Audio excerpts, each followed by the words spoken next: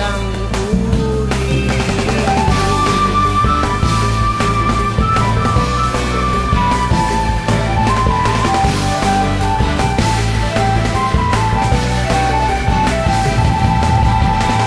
Sangkatauhan, isang tubo. Sangkapatira, tayo'y sandugo. Sangkatauhan, isang tubo. Sangkapatira, tayo'y sandugo.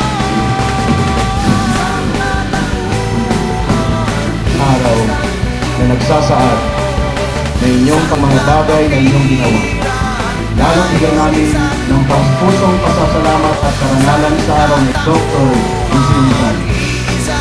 Kami po ay nagpapasalamat sa iyo o pasasalamat. Of the Father, the Son, Jesus Christ, and of the Holy Spirit we pray. Amen. Vice Mayor, Kagalang-galang Lawrence Lemuel H. Portillo.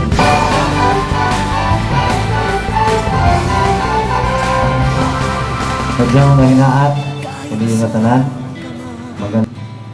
Today we celebrate the works, the contributions, the valor, the martyrdom, the life of one, if not the most brilliant Filipino that ever walked the earth.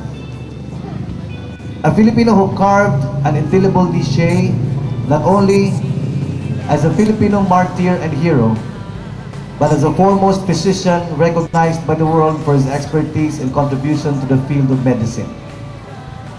We have been doing this every year, and perhaps there's not one among us here who has not heard of the name Jose Rizal and his martyrdom. But the question that needs to be asked today is, have we truly, in our own lives, lived the essence of this annual celebration? The recent Typhoon Sendong brought out the Jose Rizal in many of us. Our Filipino sisters and brothers came out and did their respective shares in helping out our fellow Filipinos who suffered the consequence of the wrath of Mother Nature, who has been abused over the years. Many Filipinos or millions of Filipinos may not have known that this poem was translated into 46 Filipino languages, 35 English translations, and 38 other foreign languages. Among the English translations,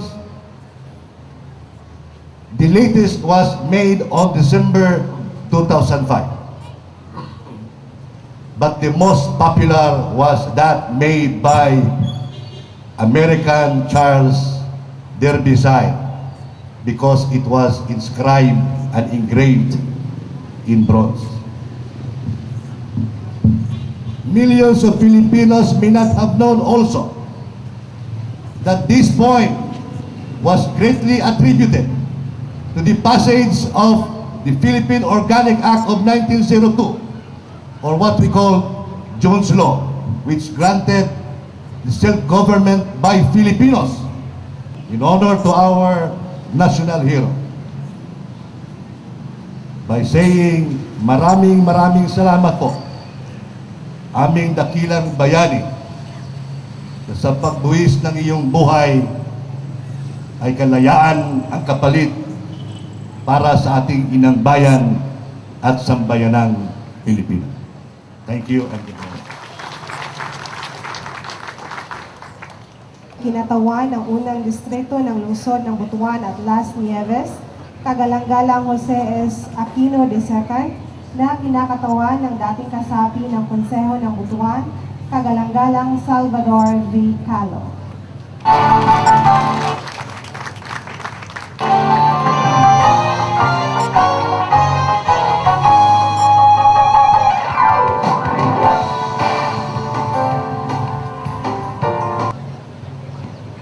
Friends, government heads, to all of you, mayong buntag o kang sa atong dialect, madyaw na hinaat kanatong tanan.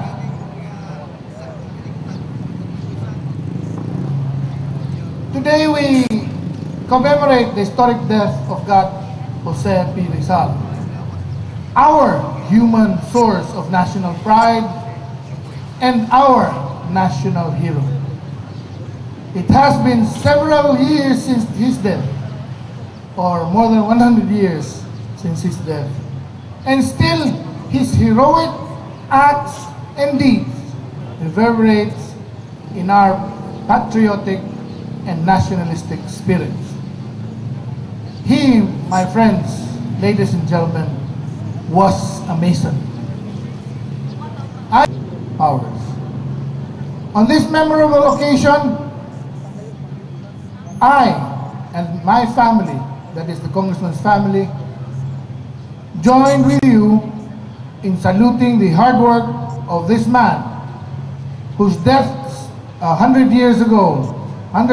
years ago, helped build the Philippines to what it is today.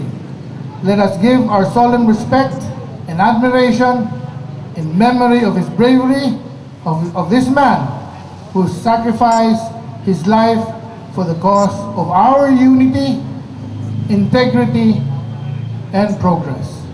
We must recall that our country began a new journey of hope as a free nation after a string of foreign colonization.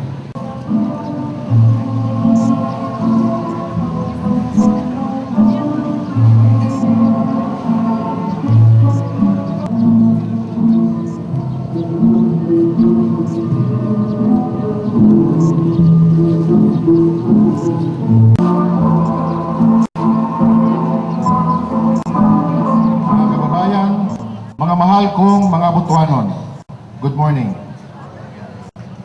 115 years ago, on an early morning like this, a man was shot in Bagumbayan Fields in the Luneta Park. The dreams, hope, and aspirations of his countrymen went down to his grave with him.